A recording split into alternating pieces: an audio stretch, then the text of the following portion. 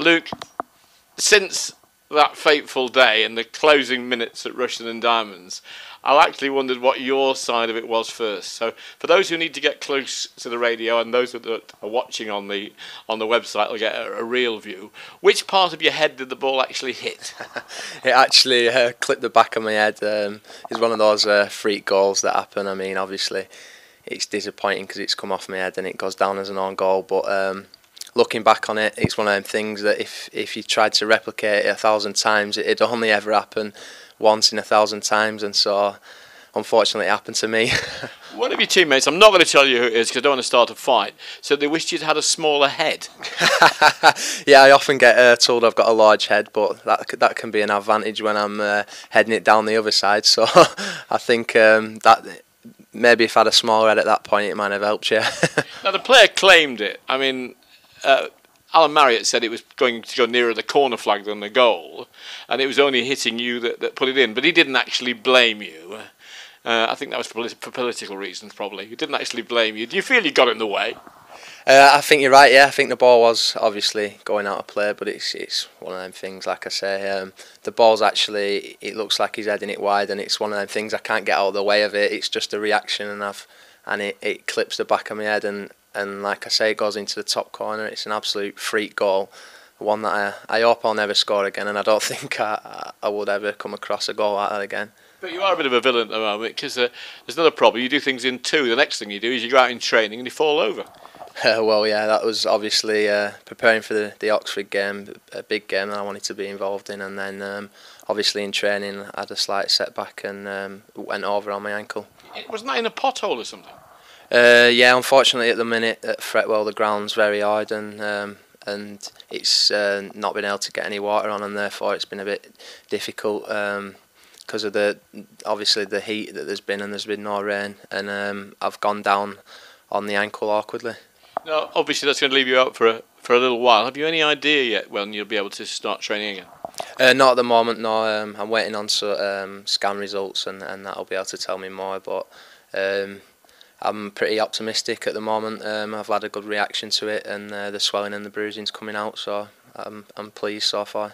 Now, you did watch the game against Oxford United, did you? Yeah, I did, yeah. I thought the lads done brilliant. It was a great game to watch, good atmosphere, and I enjoyed it thoroughly. It was a very thrilling game to watch, but it was a nail-biting one, wasn't it, towards the end? Yeah, definitely, but I think if the way we came out, like we did against Stevenage in the first 20 minutes and at Oxford the other night, if we come out like that against any team, the pace that we set and the tempo we set, I think we can beat anybody, and that showed. And once you get two goals up, it becomes difficult. If you can keep 11 men on the pitch, it becomes difficult for a team even of Oxford's quality to break you down.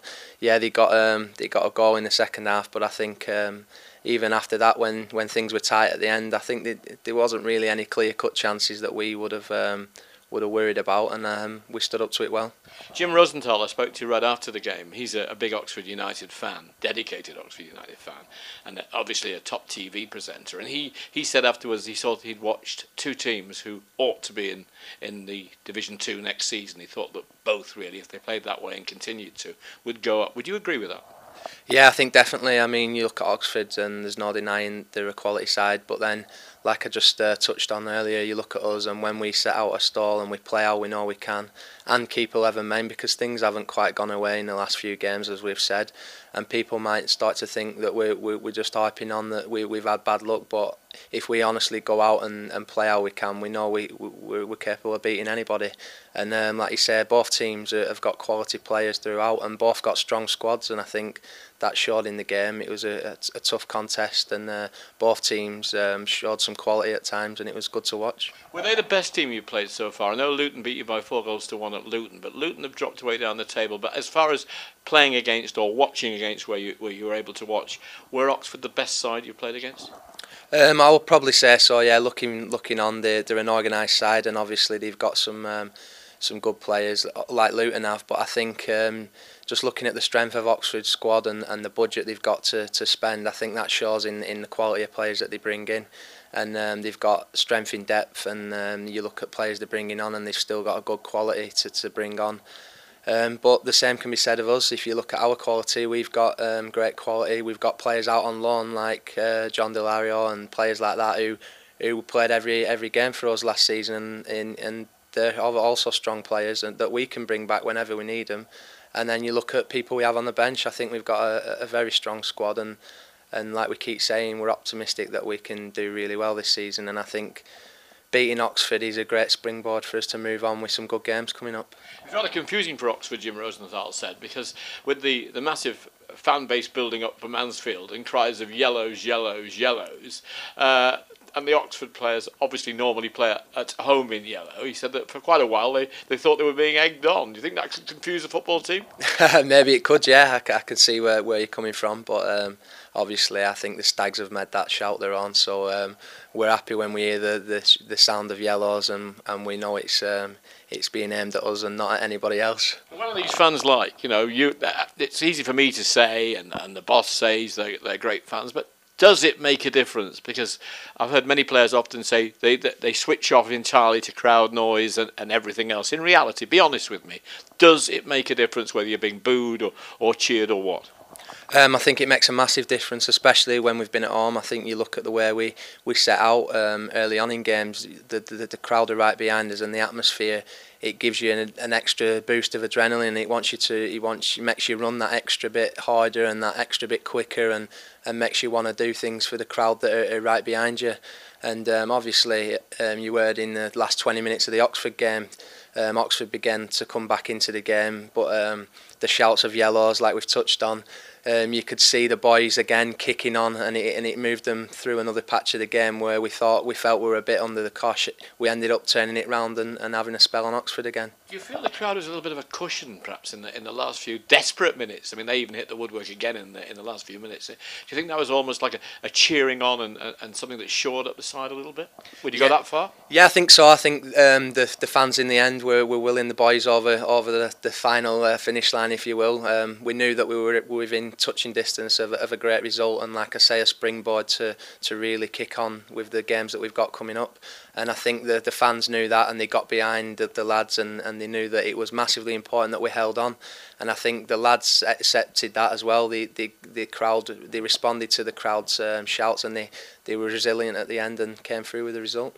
The great Brian Clough once said to me after an excellent game at the City Ground that everybody should go home that watched it and tell one other person to come along to the next game and swell the crowd and give the Forest then a bit more money to be able to invest in the club. Do you think that's something that might not be a bad idea here?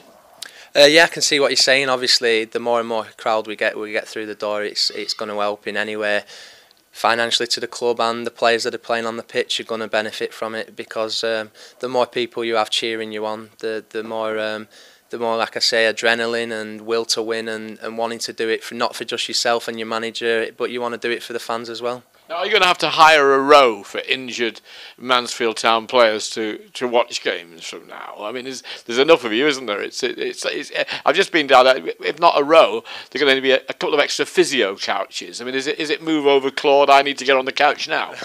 I think it's like waiting for a buzz, in it. None come and then they all come at once. And like the injuries, like you say, there's a few at the moment, and I think we were sort of thinking we're having a bad spell of luck here, and there's a few players that have gone down injured. But I think that often happens in football, and it's just sometimes it kicks you when you're down. But it's about bouncing back from that and getting the lads back out who are fit, get the lads fit and back out on the pitch. Now tell us the truth, Luke. Who's the biggest whinger in the physio room? I don't know about the physio room, but I'd say the biggest whinger is probably Rob Duffy, but obviously he's not in the physio room at the minute. Why is he the biggest whinger? Oh, he just loves to whinge about anything. I think he's just passionate about... about whinging? Yeah, about whinging, yeah. I'd say anything he can find to whinge about, he whinges about, yeah. Enjoying yourself at Mansfield Town apart from the moment? Yeah, definitely. It's been a great start to the season. I've thoroughly enjoyed it. The club's very professional, and everything that we do, the training, the games, I've thoroughly enjoyed it, and I'm looking forward to being back out and playing. With your Clint Eastwood look, you probably look a little bit older, but how old are you now? I'm 22, but obviously a number of people have said I look a lot older than that. But I'm prepared to take that, you know. Good luck. Cheers, thanks a lot.